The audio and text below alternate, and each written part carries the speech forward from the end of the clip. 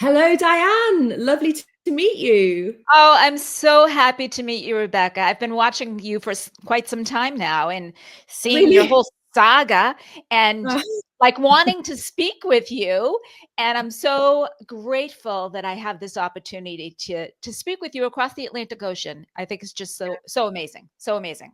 Yeah, and likewise, because I've been so struck by how unbelievably articulate you are about your experiences. I've seen your recent interviews with Bella Steak and Butter Girl and Oh, with Dave yeah, Mack, she's amazing. and Oh, she's amazing. I had to reach out to you. I just thought I need to, Ah, lady. This is because we have so much in common. and I saw you on Dave Mack 2 times, right? Yeah, 3 times. Yeah, Oh, yeah. I missed one. I gotta go watch it. Yeah, no, it's yeah, what's amazing is that we, as far as I understand, we live quite different lives. You're in the city, you're in Boston. I'm in the Spanish countryside. And I was just telling you before I hit record that a flock of sheep just came racing through my garden and I lost half my flock of chickens. Oh my goodness.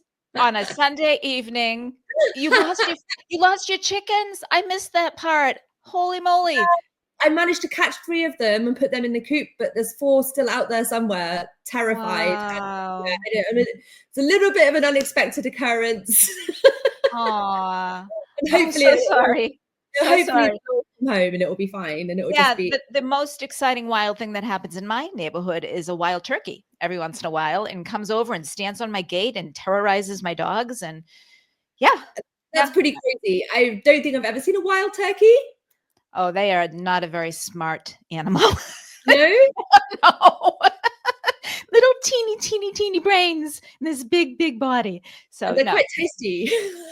yeah. Oh, I don't know that I think of that when I look at them alive, but yes. Yeah, yeah, yeah. I'm So not there yet. no, I know what you mean. I know what you mean. It's still a leap, isn't it? Yeah, yeah. That's a whole other topic. Yeah, but I really want to get into. You and I both have got an MS diagnosis, Yes. and I don't know if you know this, but we were actually diagnosed in the same year, Yes. 2016. Yes, I know. I know. It's just so amazing. So what month were you diagnosed in 2016? Actually, I had my first episode in April 2016, and actually, Wow. I wasn't diagnosed till 8 months later, so it would have been early 2017. But that Okay. episode of nerve failure in my eye Yep. happened in April 2016. How about you? Okay, so my story is oh, in another coincidence, I was finishing up my master's degree in No, social really? work when I first got symptoms. So, okay, Really? folks, you're gonna be so surprised at the similarities here. So, I was going to Boston College, finishing up my degree, Yeah. and I was sitting in class, and being the older student, I went back to school at age 45. Uh-huh. Graduated. I was 49 at the time, just 48, 49. So I was the annoying kid in the back of the room who would answer all the questions, and I had the life experience that many of my fellow students didn't have. Yeah. And every time I went to speak, I would get this like numb feeling in my lips and my tongue, and it would be like a gurgled, not gurgled, that's the wrong word, a slurred. It would be slurred right at the beginning. And Mm. I was starting to get looks from people around me, from the professors, and I finally had to go out to the professor and say, "I have no idea what's going on. Just know I'm not drinking. I'm not, coming to class, with a bottle in my backpack. It's not happening. I have an appointment for a checkup with my doctor to see what's going on." So this went on. It was soon after I graduated that I ended up going to see a neurologist, and he took an MRI and he said, "Well, nothing looks totally out of the ordinary. You do have a couple of lesions, but many people do." He's given me the whole song and dance, and of Uh-huh. course me googling, right? You Yeah. googling everything, and I'm like, lesions don't sound very very good at all. But he told me to come back in 8 months, and I pushed it a little further than 8 months. So it ended up, my diagnosis was 2 years after that first Oh, event. So okay. that was 2014 when I started getting symptoms. And in the meanwhile, I started getting additional symptoms of feeling dizzy, and it's not really dizzy. So I know what I mean. It's almost like the room is spinning. You're not Yeah. sure if you're spinning or the room is spinning, but something is just not like in your Yeah. typical reality, right? Yeah. Everything is like a alternative reality that's happening to you. And I was even having issues like driving in a car. Yeah. I wasn't driving, my husband was driving, and I felt as though that feeling of up and down, like when you're in an airplane too. So it wasn't just spinning, it was up and down, it was sideways, it was everything. Yeah. So so those two symptoms, primarily. Oh, and the the up and down, side to side spinning, that had to do with my eyes more than anything, because that was my diagnosis. Was I went through all the tests, and I think it's a little bit different in the US where I am. It took me much longer. They put me through a battery of tests that were just incredible. I was not hospitalized like you were. It was all done outpatient. And Right. they stuck needles in my legs to do the nerve conduction. I had a spinal tap. I had all these things, and they said, it's Ooh, good. I've It's managed good. to avoid those. I don't like the sound of a spinal tap.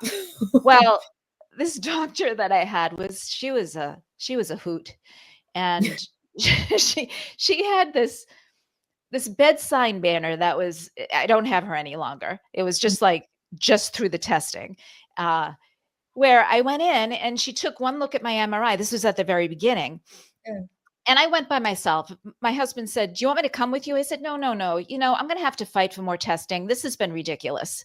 So I went in with the whole, fight mentality. I want more testing, because I thought she was going to say, "Yeah, you have a few lesions and we're going to watch it." I didn't want to watch it anymore because I'd been watching it for 2 years. Yeah.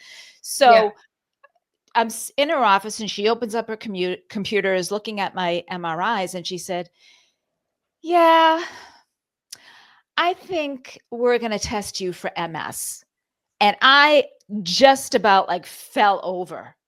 Right. Even though I had been looking at Google and everything I had looked at said possibly MS, Mm. but hearing it from a doctor, as you Yeah. probably know, is a Yeah. lot different.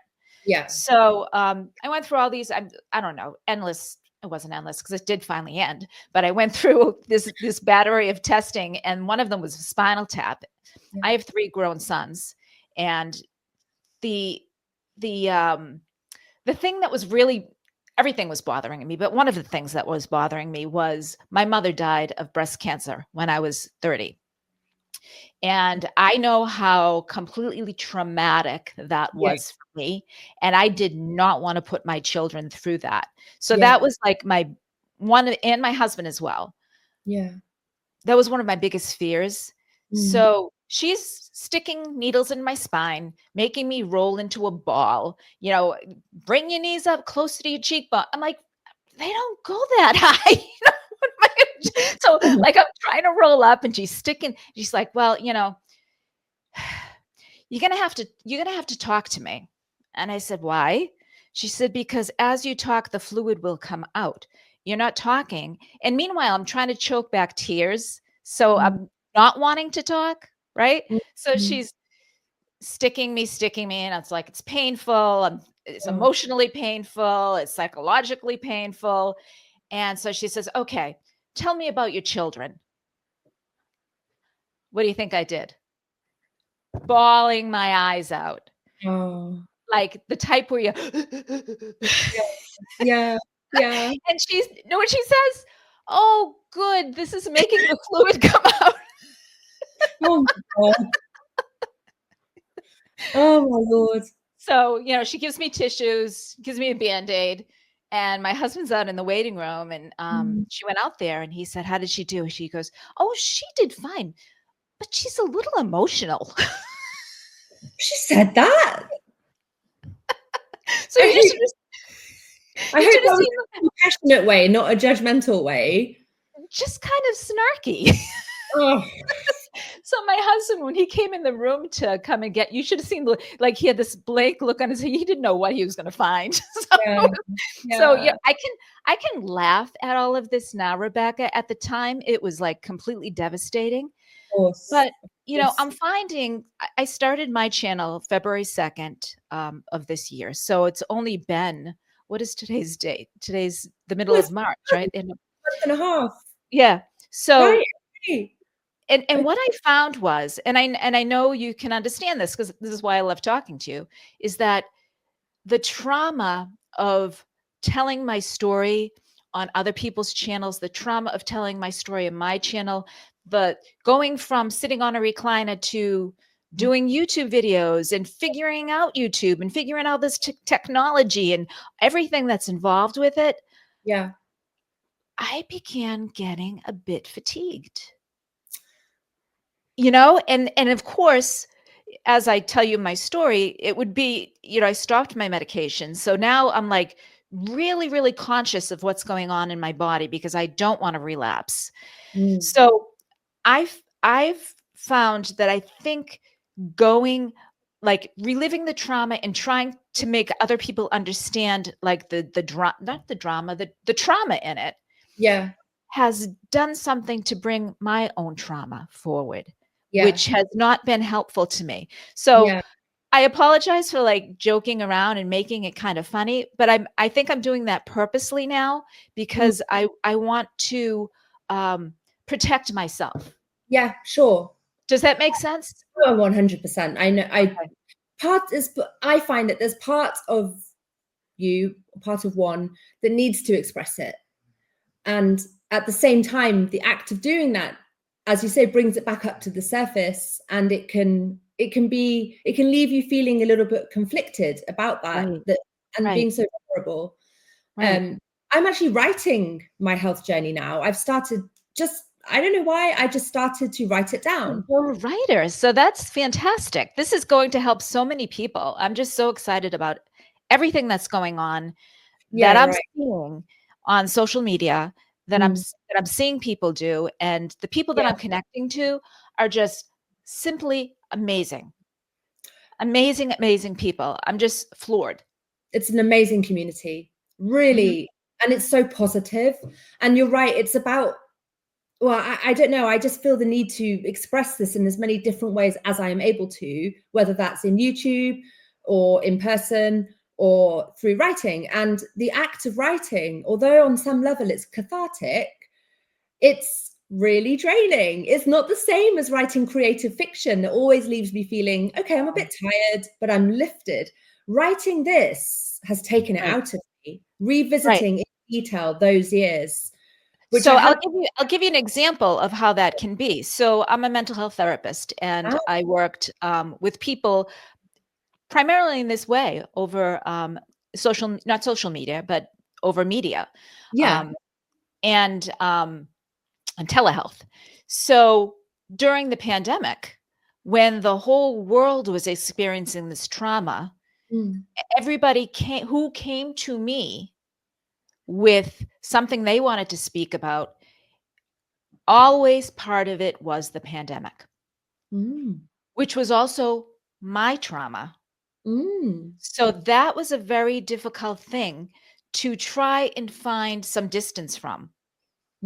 So as you're helping someone get through mental health issues, emotional health issues, those things, there has to be a separation where you're a therapist and their patient. However, they were speaking my trauma.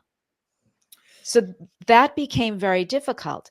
So it's something that I'm very aware of as I go through this journey with speaking about my MS, and also speaking with you. You have your own trauma, which can be very triggering to me, and vice versa. So to be respectful of that for you, and to be very aware of it for me as I move through, because my goal in doing all of this is to help people, as I know yours is as well. So we have to be very protective of our own hearts as we go through this, and know when we've had enough, and know when we can speak of it. This is also very validating to hear it's not that I would want other people to go through anything similar, but it is validating to hear people who have been through something similar, and especially when the outcome has been ultimately positive, like in the case of our discovery of the carnivore diet. And yes. And that's one thing that I want to keep in the forefront of my mind as I'm telling my story. Yeah. Know that it has a happy ending. Thus far. That's the only reason I feel able to write down my health journey, because I know that what I'm writing does have a happy ending, or so far so good anyway. So far so good. And then sharing that, then hopefully that will inspire others. It's not just me. It's not just like a grief fest, you know. It's not just like a litany of misery. It's moving somewhere. It's got something that is ultimately positive and quite astonishing. And so let's move back into your story. So, so carry on. You were talking about the symptoms getting. So I did get the diagnosis from an eye doctor. Is that where I was? That was where I was. Yeah, the diagnosis came 2 years down the line. Yes, I visited a neurologist who was an ophthalmologist, and I, like you with the eyes, I have this thing called INO, which is my eyes don't track. I mean, you had something different, but it was the eyes that were affected. My eyes don't track back and forth. So reading could be difficult because you're constantly, your eyes are tracking together and you're skipping lines, you know, so I'm constantly putting things, now it's better, but then I was constantly putting things under the words to try to not lose my place. And I've always been an avid reader. That's how I love reading. So that was very difficult to me. And for me. So I got the diagnosis and I visited a neurologist, and that whole period of time, just very emotional, very almost like you're not even living your life. It's like you're hearing it from somebody else. It's like unreal. I mean, I have always been the type of person. I am an exerciser. I have always watched my diet. I've been on a diet or off a diet my entire life. So it's something that I've always focused on. And I was also a personal trainer. I was also, aerobic instructor, water aerobic instructor. So it's something that is part of me. And then you're giving this diagnosis and you're thinking, why? Why did this happen to me? I've always been so focused on my health. I've always tried to do the right thing, and you just feel like you start examining yourself and saying, what did I do to make this happen? And those were a lot of my questions to my doctor. And she was like, no, you haven't done anything. This is just something that happens randomly. And, it's almost like, lucky you. This is what happened to you. And then you try to find a way out of it. And you say, okay, well, what can I do to make this thing better? And it's like, well, no, there's nothing you can do, because this is a progressive autoimmune disease that just gets worse and worse and worse as time goes on. And you have to take these medications, and it might make you feel better, but it also might make you not get worse, but this is pretty much it. Yeah. I don't know. Was that what you heard when you were diagnosed? Is that? Absolutely. In fact, I was told there's nothing they could do for my daily symptoms. That's it. Nothing you can do. And these drugs, they might slow the progression of the disease by maybe 10 or 15%. Or what is it? 40%? There might be a 40% chance of slowing down, which to me sounds really convoluted. It's not a good deal. It doesn't, because the medication in themselves have an impact. What medication did they put you on? Okay, so as you probably know, as your subscribers may not know, I was told there were 3 tiers of medications. So you start on the first tier, and I started with Copaxone, which is the mildest, they say, level. So I agree with you. That was horrendous. Giving yourself injections, and the injections swelled up these Oh, big they're awful. lumps on your skin. And then what happened, it eats the fat layer from your skin. So you get divots in your skin. Yeah, I still So got, and you know, sorry to cut in, but it's just to make the point that it's not the actual injection that hurts. It's the product, the yeah, stuff, isn't it? In your, it feels like you're injecting yourself with battery acid. it does. That's how I can best explain it, because it just stings and it like bubbles and it festers and ooh, yeah. and you have to do it every day. Yep. Yeah. Fun. Every day. And you have to find the right depth. So you have to use this little pen. Yeah. Oh, if Do you you get remember it that? wrong, oh my God, Yeah, you have to you can't put it too deep because it doesn't work, but you Mm. can't put it too, I mean, I did it like really not deep enough once and it was like a welt. And so anyway, yeah. Awful. God bless anyone on Copaxone is just Yeah. what I want to say, because it's not, well, it was irrelevant because it ended up not working. I ended up getting new lesions from being on Copaxone. So then Really? I graduated. I went up to the second layer. Okay. Yeah. So there were a few, and I think, and I know why they do this, because of being in the psychology field. They give you the names of the drugs, and they ask you which one would you like to go on, because they're all the same. They all have slightly different deliveries. Some of them are pills that you take. Some of them are shots, like Copaxone. Some of them, I don't think there's any infusions until the third level. Okay. But so, studies show that if someone likes the sound of and they have many names, the name of the drug, there is a placebo effect. If someone, yes, if someone is opposed to the name or doesn't like the name or heard someone else that was on that didn't work, there is a less of a chance that it will work. So a lot of this is placebo. You're So right. I went on one that was in commercials that I had heard about called Tecfidera. So Tecfidera is a drug that, what's that? I think I've heard of it. Yes. That's a chemo, mild chemo, is it? Yeah, they all like work on your immune system and try to kill it. So that they all kind of do the same thing. But so I took that medication for a while. It had I had some stomach upset with that one.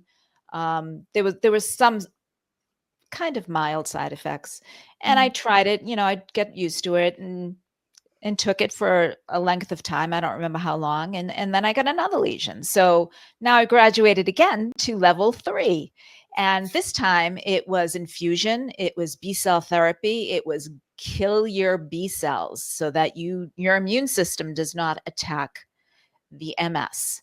So so that was Ocrevus. And what that entailed was every 6 months you go into the hospital and you spend a few hours, like maybe 4 hours, 5 hours.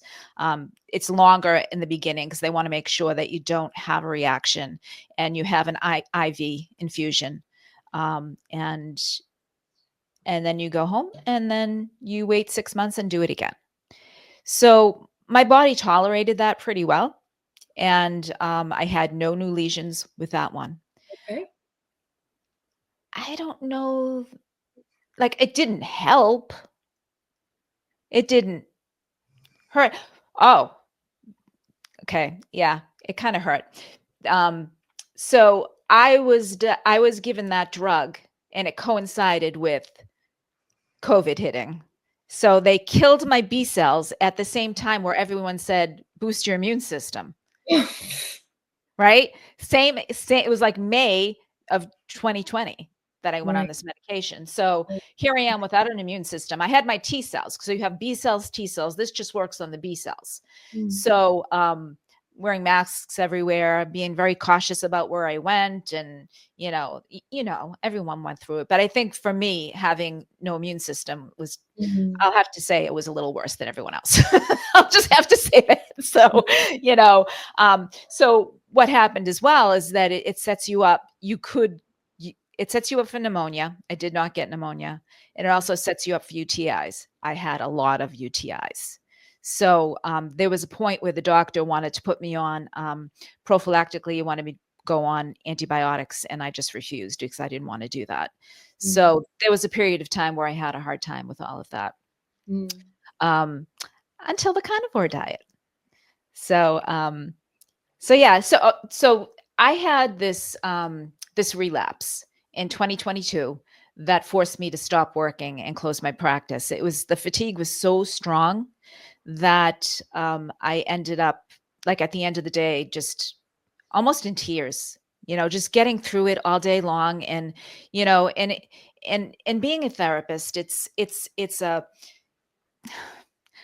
I would think it's different than going in an office and just doing your work and coming home. It was, you know, every hour on the hour, someone coming in and presenting me with something that they were like desperate to get some relief from their own, psychological and emotional problems. So I was being presented on hourly basis, and I was trying to work through that. I was doing all my work. I was doing my meditation. I was doing everything that I wanted to do to just clearing energy and trying to stay present for each person that came to me. But I was finding that I was waking up in the middle of the night and just like they were my children, and worrying about them, and just having a very difficult time with it. And I think it was because I was having my own emotional, my own physical issues that I wasn't able to take the time to work through myself.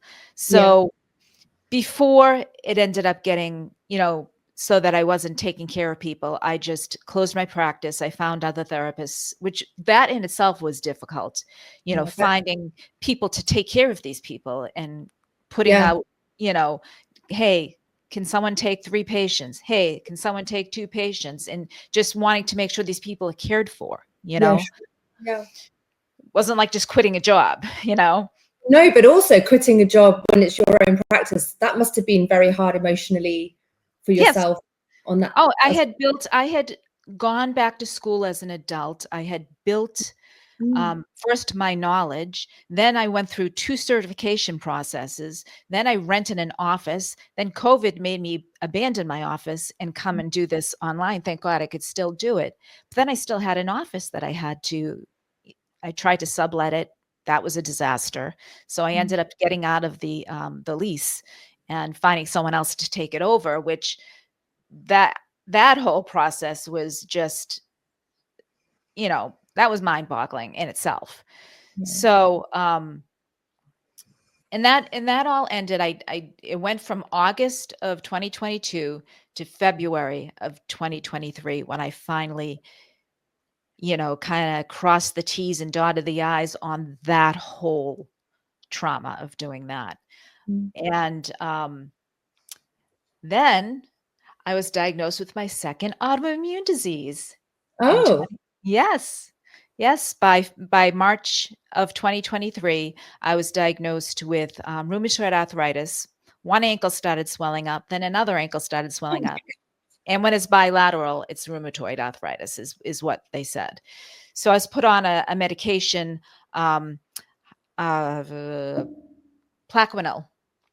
for that, because what they would do is put me on a B cell therapy for the rheumatoid arthritis, but I was already on one for the MS. So they had to go a different route with that.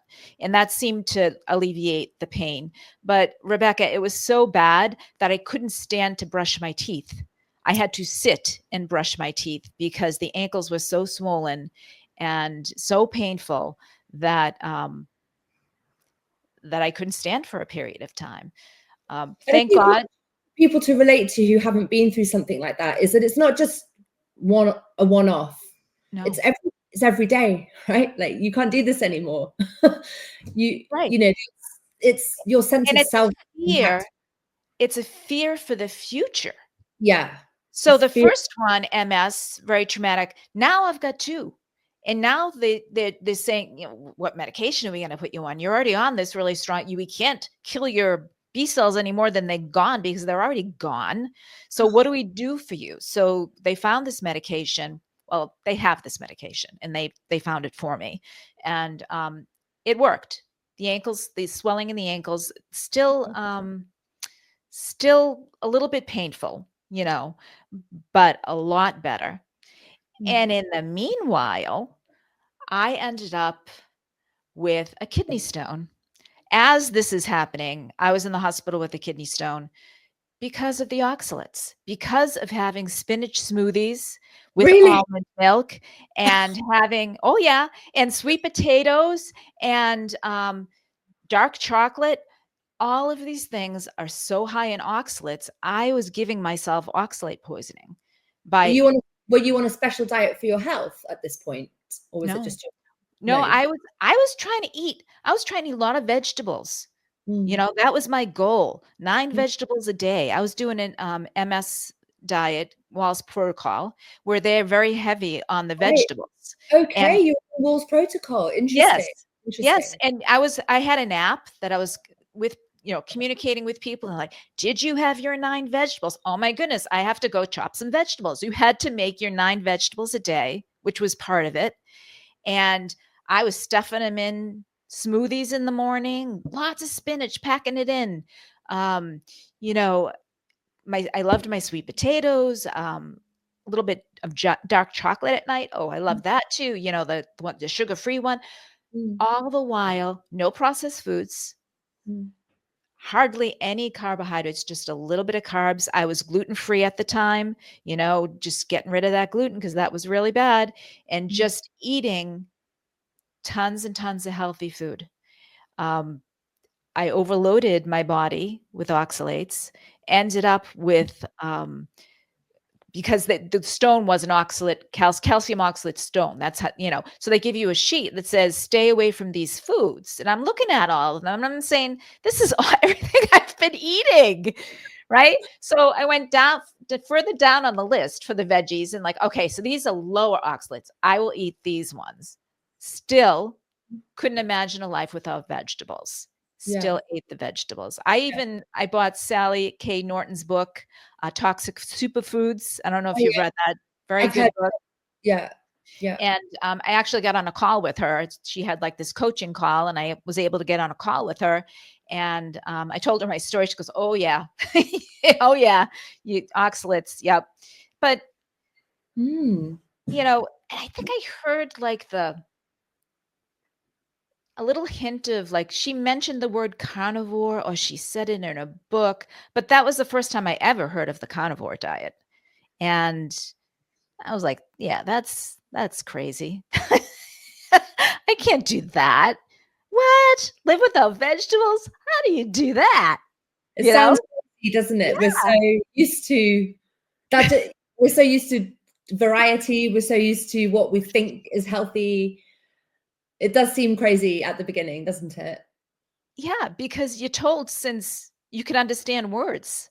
Yeah. Eat your vegetables, right? That's probably the first thing my mother ever said to me was eat your vegetables, I can imagine, you know. So, so anyway, so I went through that and it was just an overwhelming bombardment of health issues that you Mm. couldn't first of all, you can't make that up. I mean, Yeah. Yeah. that it's just incredible that it just felt like, geez, this is a really bad day. It's like Every day is a really every bad. day. So, all right. So, rheumatoid arthritis started getting better. The kidney stone I ended up passing that. Um, Lightened up on the oxalates. I left the hospital so weak, 4 days in a hospital bed. I couldn't really walk up the front stairs. I needed help with that. And I was, I had lost 20 pounds because, oh, I forgot a part of this. See how this story is just like so incredible that I even forget. Mm. So when I was diagnosed with the rheumatoid arthritis, they gave me steroids. So I Uh, took the steroids and I ended up with a huge, um, with a huge ulcer in my esophagus. oh my God. And I couldn't eat for a month. That sounds awful. What? I That's couldn't swallow. awful. Every time I swallowed, I would get this horrible pain here. And I kept on going to the doctor and saying, I don't know what's going on. This took from mid-January to March to actually heal because at first you've got to go to the doctor several times before you get the correct medication. And then, you know, it was just a very confusing time. Mm. So, So yeah, so it was that went on too. Something that occurred because of the medication that I took. So it's either the illness that gets you or the cure that Yeah. kills you. Yeah. So one or the other. Yeah. Yeah. So okay, so moving forward, now I had to build my strength back up. Um, the way I didn't mind the weight loss, but the muscle loss was too much. So Mm. I began to start working out again. And little by little, the first time 15 minutes on a treadmill was all I could do. And that was a lot for me at a very, very slow pace.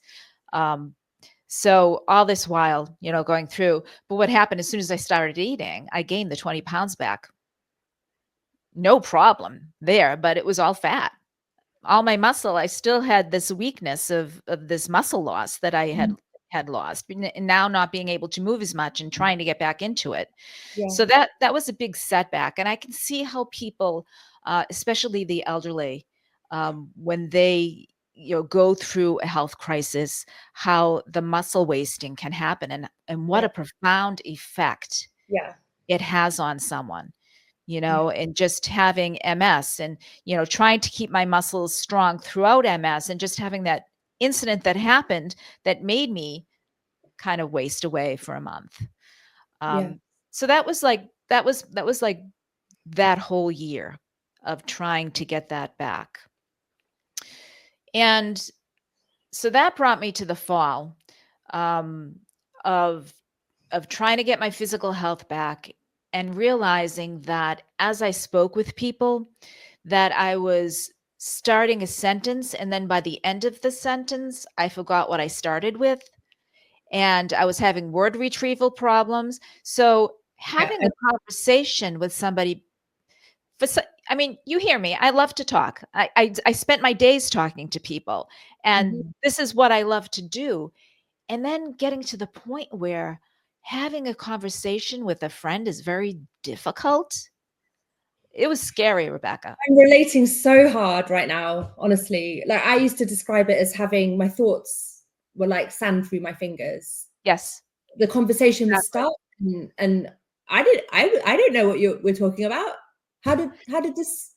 And I'm such a talker. Anyone who knows Yes, me, you with words and a writer, right? So you've got this command of the English language that's just I incredible. used, I used to speak. Well, but I now am recuperating it. But before I got sick, I could speak 3 languages, including English. But And you couldn't speak one, I couldn't right? even speak English. I couldn't even speak English. And that was the thing that hit me hardest. That Oh it my was gosh. my So my so work. similar. So Yeah. similar. And would start with an idea. I would have this idea to have this sentence or this paragraph or this whatever I wanted to communicate. And then I would have a little word retrieval problem like in the middle of it. And I'd find the word or describe the word, but then I forgot how I started it. I didn't know why I needed that word. Oh my God, I used to get so angry. I used to get angry at the word I couldn't remember. Like, damn it! Like, you should be in my head. Why aren't you in my head? And when it happened time and time again, I used to get. It was actually distressing. I found it distressing. And then you say, what's the bother?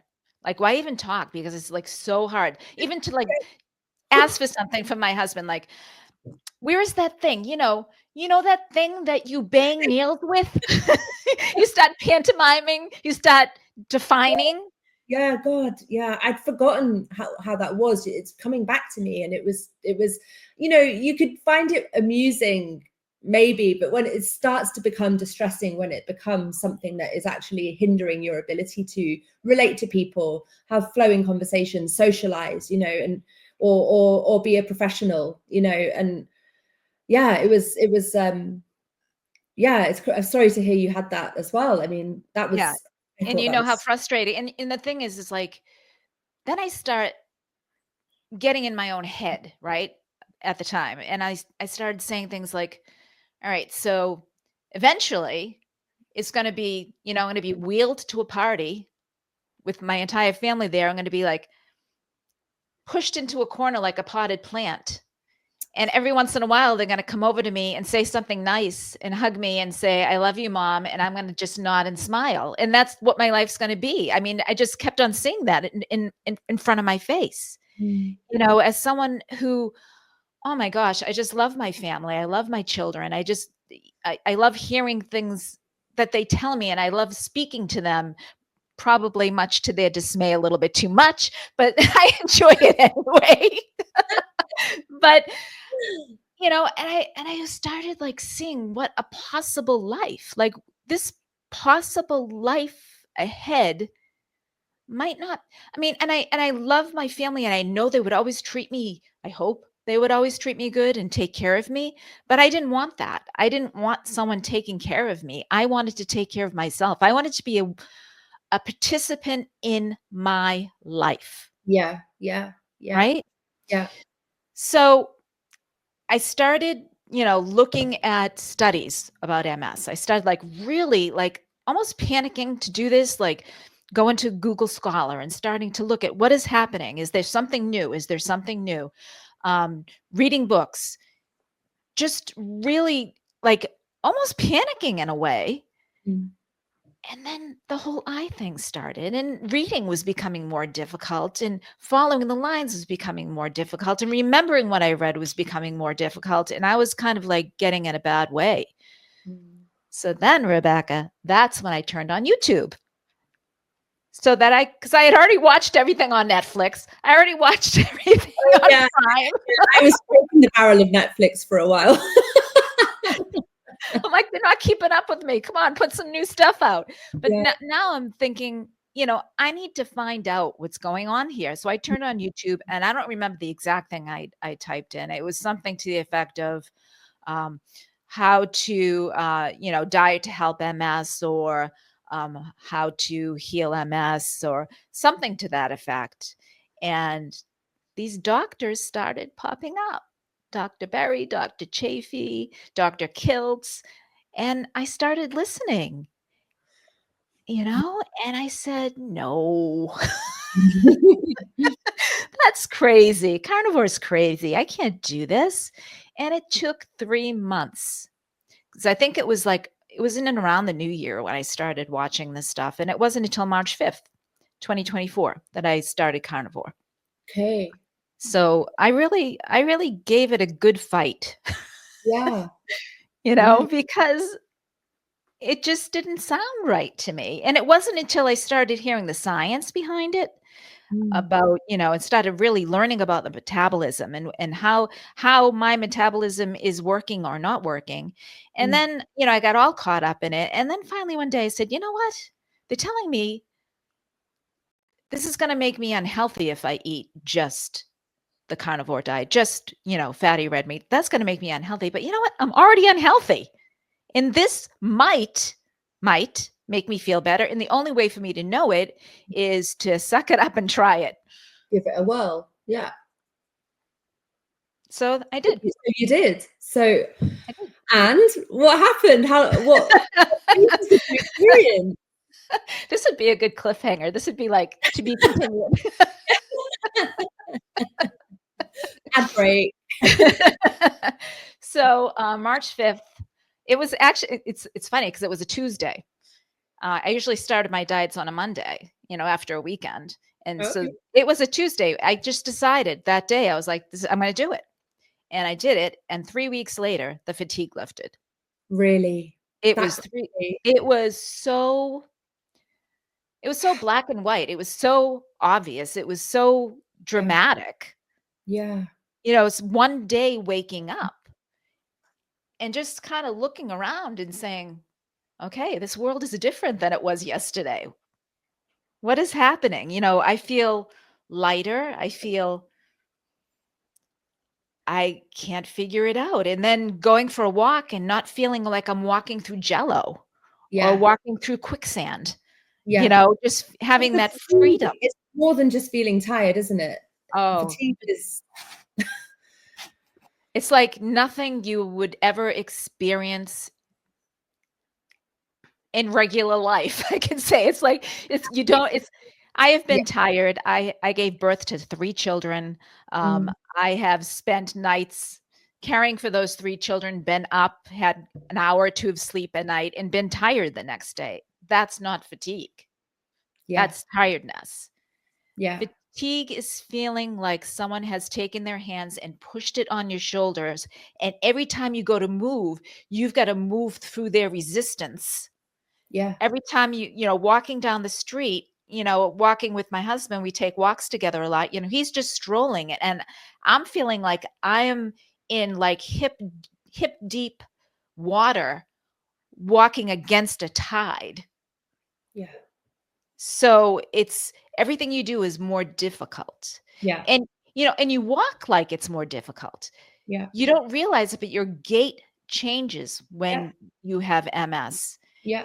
Just think of this. If you had a neighbor, and I know you don't have many neighbors, but just assume you had one, and that neighbor went out to the mailbox to get his mail, and he had the flu, you would know that he didn't feel well just by watching him walk.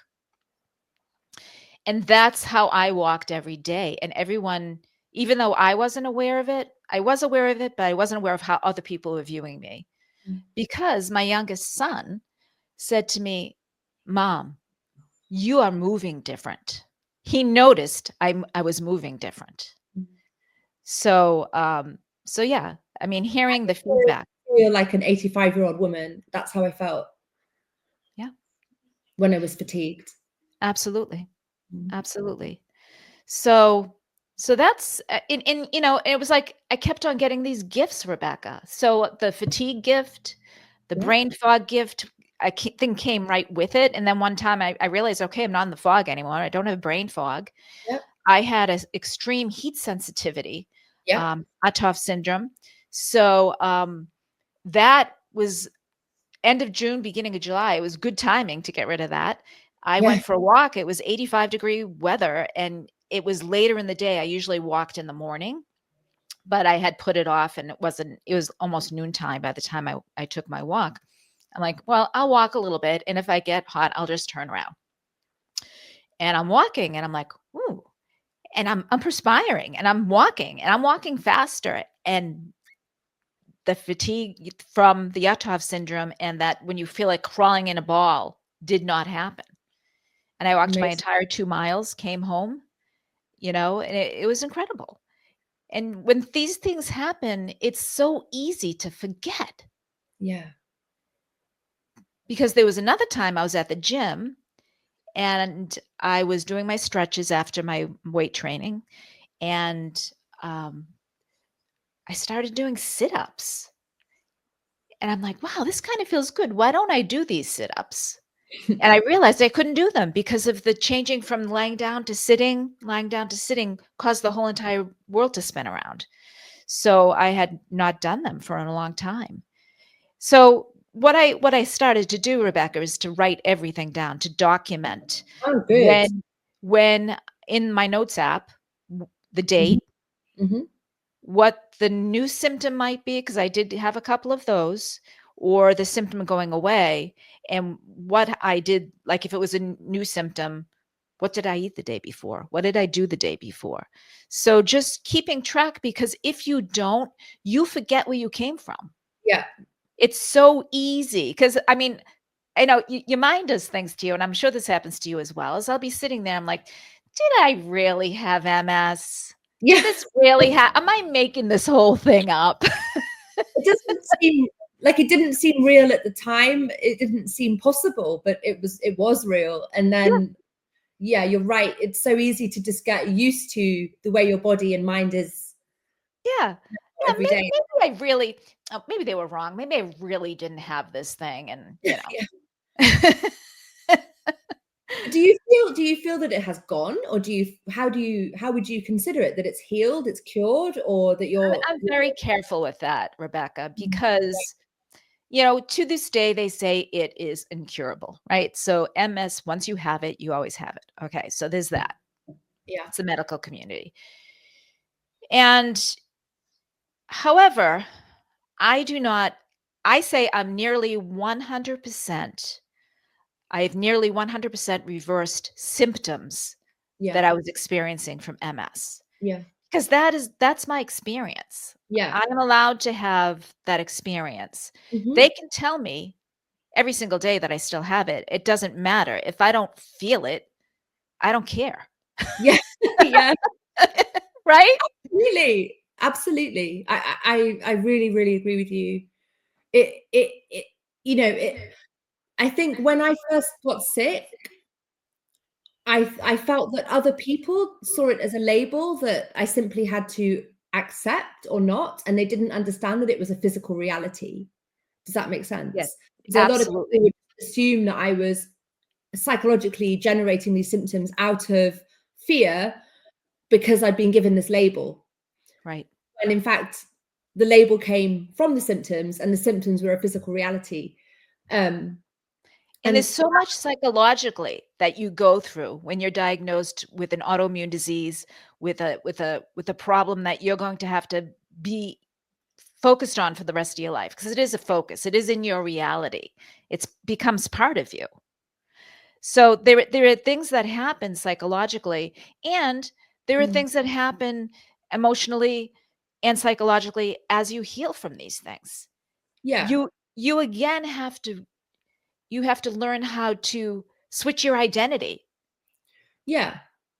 So the label now is, as you were saying just before, it's meaningless now because it's the opposite of before. The label was there, and I think other people just assumed that therefore I was imagining my symptoms because I've been given this. I literally was told by somebody, a family member, that that I was imagining my symptoms because I had this label when it was a physical reality. And now Rebecca, that that's horrible. That's horrible. yeah, it was Talk about gaslighting, right? yeah. I mean, I had this far for me the worst side of, not to go into my experience, but the No, for no, me, but I think it's important. I think it's all relevant. I think it's all important. I yeah, think that we've had such similar experiences, even though we've never met each other until this moment, yeah, and we're on yeah, the opposite sides of the ocean, yeah, and we're going through very similar horrible processes with our health, with not only our physical health, but our mental health and our yeah, emotional health, our yeah, relationships, how we do things on a daily basis, how we mhm, show up in the world, yeah, and how people view us. yeah, and they all I had someone, because you know how it is. Like, all right, so you have MS. One day you're feeling good. You do something with people. You go to a party and you try so hard to be normal and to be yeah, happy and to yeah, be social, and you yeah, just put all of your energy into it. And then the next day you're in bed yeah, because that took all of your energy, and that's it for the week, right? yeah, yeah, So I was at one of these such events, and someone came up to me, and it was during COVID. I had a mask on because I knew some people were ill in the room. It was a big party. And someone came up to me and said, "How do you know you have MS?" And I'm thinking, what kind of a question? Do you think I just made it up? That's what I wanted to say, but I was being nice. yeah, And I said, "Well, I was diagnosed by a doctor." "Well, how? How did the doctor know you have MS?" I said, "Because I had an MRI and I have lesions on my brain." "Oh."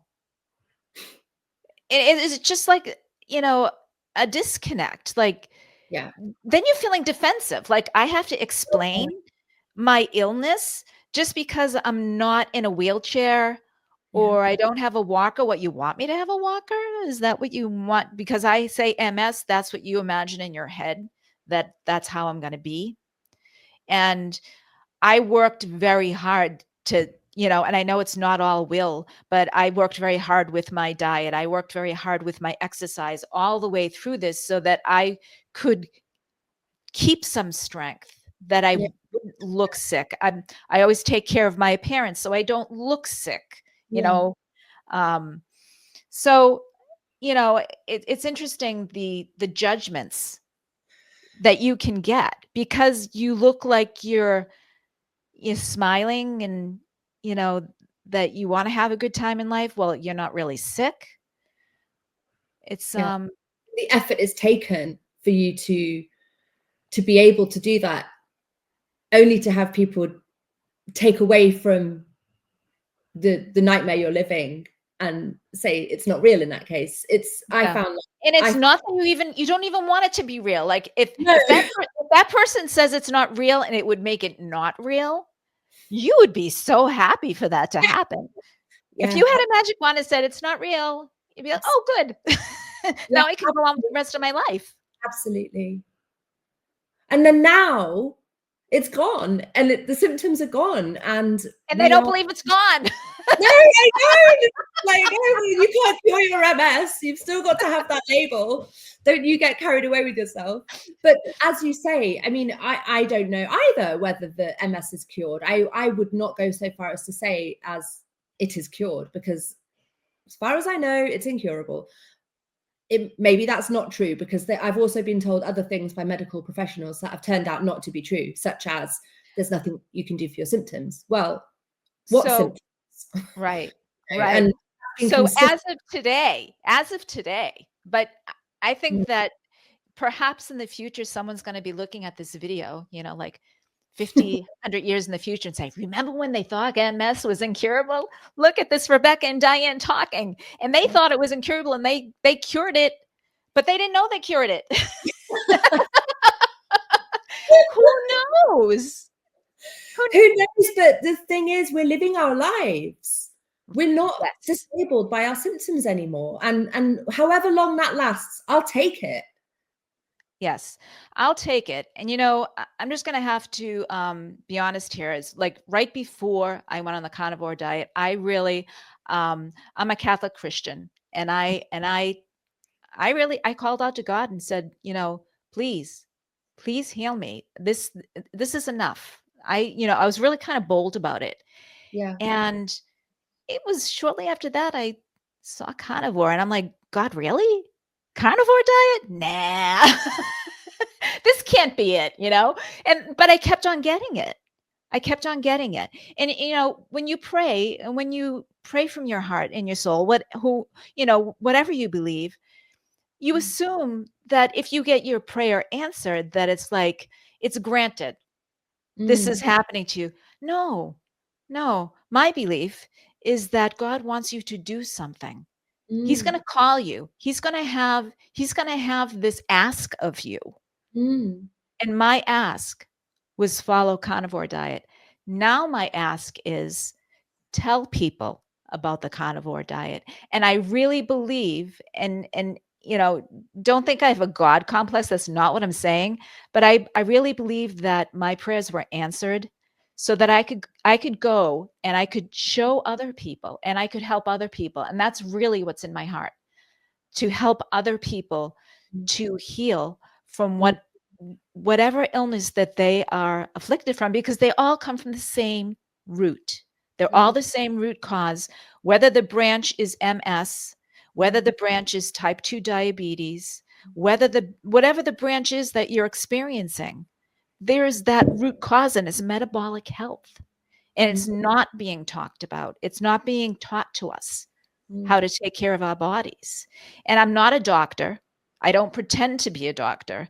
I don't want to be a doctor, but I'm just a woman that knows something, a little something now on how to take care of my metabolic health, my own metabolic health. And just perhaps it might help somebody else.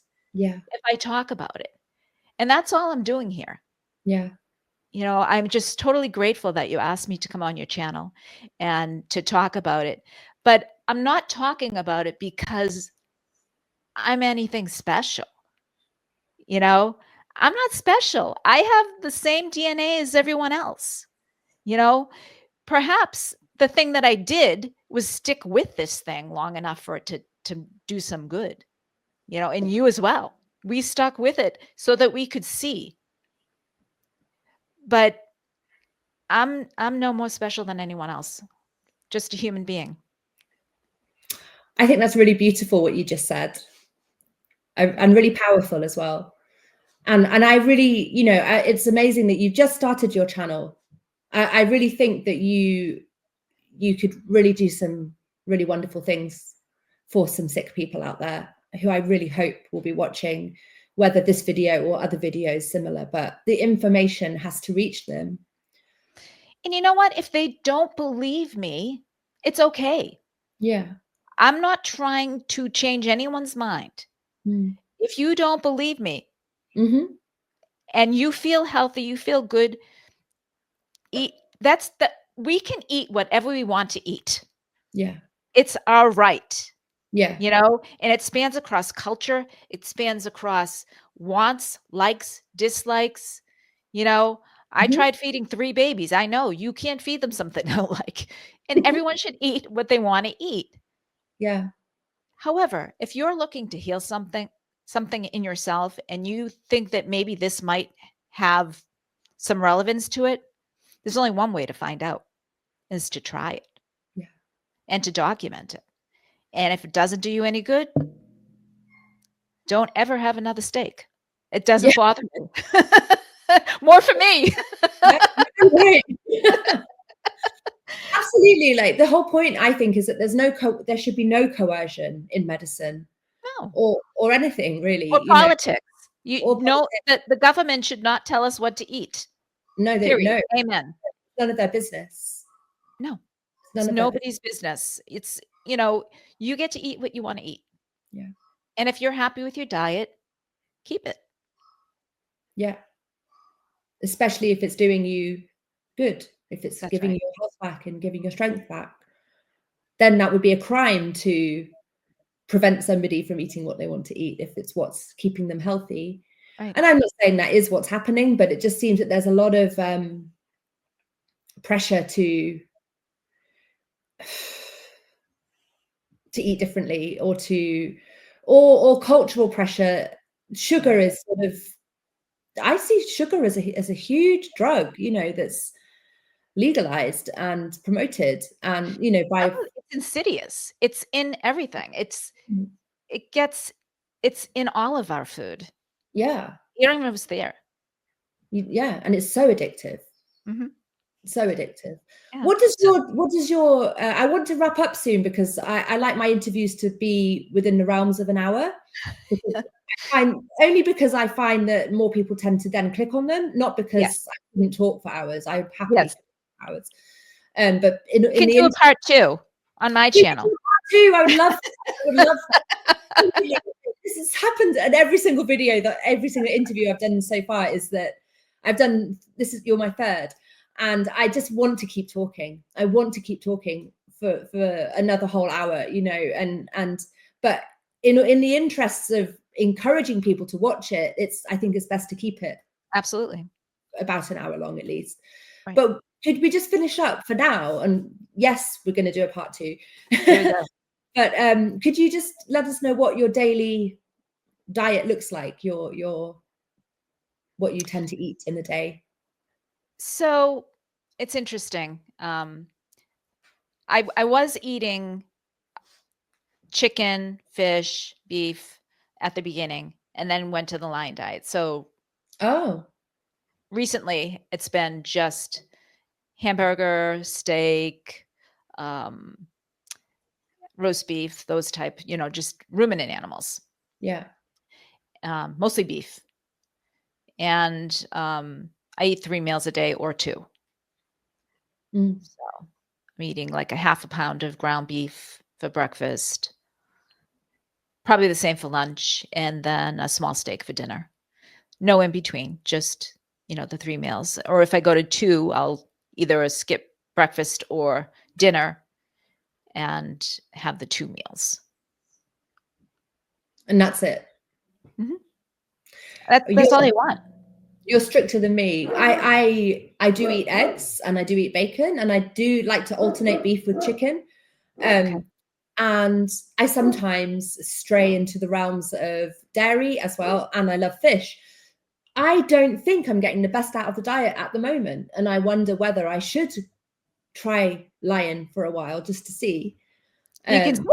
So once I went on the Lion diet, and that's what Dr. Chafee recommends, is being totally Lion. I seem to have lost taste. I still have fish every now and again. but I seem to have lost the taste for chicken. Uh, I maybe a little bit, like if I make it for my husband, maybe I'll have a chicken wing, but mm, that's very infrequent. Eggs, I started, I call them my, canaries in the coal mine. I have these little things that happen to me when I have either dairy, or eggs, where I have eczema on my hand and I'll get a little patch of eczema. And I know that I have strayed. And it happens when I have dairy and it happens when I have egg whites. ah, So I'm grateful because and also my eyes will swell underneath my eyes. ah, So I write these things down. yeah, I notice in the morning especially if one eye is swollen or if I've got the patch of eczema coming in, I go, okay, what did I have yesterday? And I go through what I yeah, ate and I say, a lot of the times it's cheese. yeah, right, So yeah, I stay away from cheese. I mm, stay away from cheese. mm, I had 2 times during the year time where I had alcohol. I used to have wine on the weekend, and I gave it up when I started Carnivore. But one of the times was my son's wedding, so I had some champagne at his wedding. And the next day, the fatigue came back on, and one eye swelled. So I made note of that. So that's enough to keep me on the straight and narrow. However, mm, if I hadn't written it down, if I hadn't noticed it, if I hadn't really took an honest look at it, maybe I would have cheese every now and again. Maybe I would have a glass of wine every mm, now and again. And maybe in reality, it wouldn't hurt me that much. I'm on a mission to feel as good as I can. yeah, And I know that sometimes these healings take many years. I've talked to some long-term carnivores that say, we have to, after 2 years, you'll even feel better, or after 3 years, you'll even feel better. So I'm kind of looking forward. I want to see if that will happen. yeah, And yeah, I'm not going to be able to see if that happens if I have little bits of things and just let them yeah, pass. yeah, yeah, I yeah, even at one point I was doing some of the recipes that people have online and stuff, and I even find that not being as strict with and having some of these other things, and a lot of them do have dairy in them. A lot of them have cheese. A lot of mm, the recipes, so you don't feel as good when you mm, have them. I mean, they taste good, and I even think that having more tastes is not good because you're on track and you've got these certain foods that are part of your life. And I love steak every time I eat it. I love hamburger every time I eat it. But I'm sure I would love other things when I ate them too, and that would make me not like the steak as much because it's an extra taste. Your palate ends up expanding and you yeah, start craving other things, especially if you go off the diet. mm, But staying more narrow, um, and only having a few things to choose from, to me gives me more freedom than hmm, having more in my life. Having more in my life, it's less freeing for me. mm, It sounds like it's contradictory, but studies show that when people have too many choices in their life for anything, that it brings on anxiety. yeah. I I, don't de- know, I definitely have choice right? paralysis, isn't it? Choice. You you go to a hardware store to get some paint and you have choice out of any paint. They'll make up whatever color and you can't decide what to paint your room. But if they had 3 colors, if they Yeah, had if they had a green and a red and yeah, a tan, you would know which one you wanted. And it would yeah, be so easy to pick that color. yeah, yeah, yeah. Or there's a restaurant here in Massachusetts that has a menu that's this thick, and I swear there's 50 pages in this menu.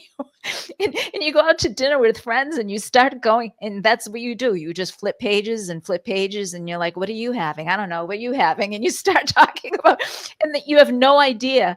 And then It must it's be a just like, nightmare for the chefs to work in a restaurant like that. it Yes. is such overwhelm and overload that you end up just picking what the person picked ahead of you. Yeah, I'll have that too, because you can't make a decision, Yeah. So I think it's that way with your diet as well. If you have Mm, too many decisions to make during the mm, day on mm, what you're to eat, and a lot of reasons why you should eat this thing or why you should eat that thing, and what vitamin are you going for this thing, and what mineral are you going for that, it's just too much. mm. If I've got a few things to choose from, I'm going to say, yep, that's what I want. Yeah. And there's Yeah. going to be no anxiety, no stress over it. And I'm going to like it. Yeah. No fear of missing out, no FOMO. You just you eat what you eat. And so I could keep asking you questions. I do want to wrap up, but do you eat organ meat or do you supplement on top of the beef? I take vitamin D, vitamin Mm, B12, even though I don't need B12, mm, because meat has B12, right? yeah. It can't Yeah. hurt, so I have that. Yeah. And it's funny you should ask about the organ meat, because I don't like liver. I don't like, generally don't like that. And I was at the grocery store 2 days ago, and I noticed that they carried this ground beef in a package, and it had liver, beef liver and beef heart in it. And so I bought it. I said, well, I'll give it a try. And I just had it this morning. It was good. It was the first time. So it's Okay. funny you should ask that, but it was good. I just kind of grind up the ground beef and had it for breakfast. It was delicious. Okay. Okay. So maybe Well, I'll incorporate more of that in. Yeah. yeah, I found this conversation very inspiring for my own practice as a carnivore. You've given me a lot of food for thought. So I want to thank you for that, because I Oh, sometimes thank find you. it hard to stay the course, and talking to other carnivores has really helped. Uh, Absolutely. so I think the carnivore community is a really wonderful, positive space, and I don't know about you, but I feel honored to be part of it. So Absolutely. and it's been an honor to have you on my channel. Thank you so much. Thank Thank you you. for having me. Sure, and let's do it again, because we Absolutely. really could delve a lot deeper into a lot of these things that we've touched on today. And it's been wonderful to talk to somebody who has, this similar experiences to my own. And I really hope that people out there watching who may be having similar experiences will take something from this. And if you haven't tried the carnivore diet yet, just give it a go. Just try it. Information's there. Take it or leave it, but here it is. And it's worked for the both of us almost miraculously, and very quickly as well. So that's just something to be really thankful for. And yeah, it's like I say, thank you so much for coming on and for taking the time to share your story. And please continue sharing it, because I really have high hopes for you and your channel and the message that you have. Do you want my chant? I know it says here what it is. Boston Carnivore, Diane Ladd. Yeah. So everybody subscribe. Yep. And yeah. And like this. Subscribe, all of that. Yeah. For sure. And yeah, and let's talk again soon. Absolutely. Thank you, Rebecca. Take care, Diane.